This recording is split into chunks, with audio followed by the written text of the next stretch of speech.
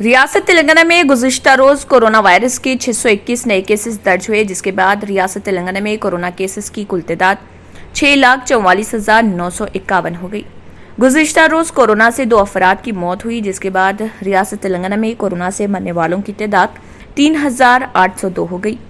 आदिलाबाद में 4 कोरोना के नए केसेस दर्ज हुए। वहीं भद्रादरी, कोत्तागुड़म में 22, जीएचएमसी में 80, जगतियाल में 31, जनगांव में 9, जयशंकर भोपालपल्ली में 6, जोगुलांबा गढ़वाल में 1, कामारेड्डी में 4, करीमनगर में 67, खम्मम में 51, कुमरम भीम आसिफाबाद में 2, महबूब नगर में 7, महबूबाबाद में 9, मंचरियाल में 19, मेदक में 2, मिर्चल मलकाजगिरी में 35, मुलुगु में 7, नागर कर्नूल में 5, नलगुंडा में 36, नारायणपेट में 2, निर्मल में 4, निजामाबाद में 7, पेद्दापल्ली में 38, राजना सिरसिला में 18, रंगारेड्डी में 32, संगारेड्डी में 4, सिद्दीपेट में 12, सूर्यापेट में 20, विकाराबाद में 6, वनपर्ती में 3, वरंगल रूरल में 10, वरंगल अर्बन में 54 और यदाद्री भोंगिर में 14 कोरोना वायरस के नए केसेस दर्ज हुए।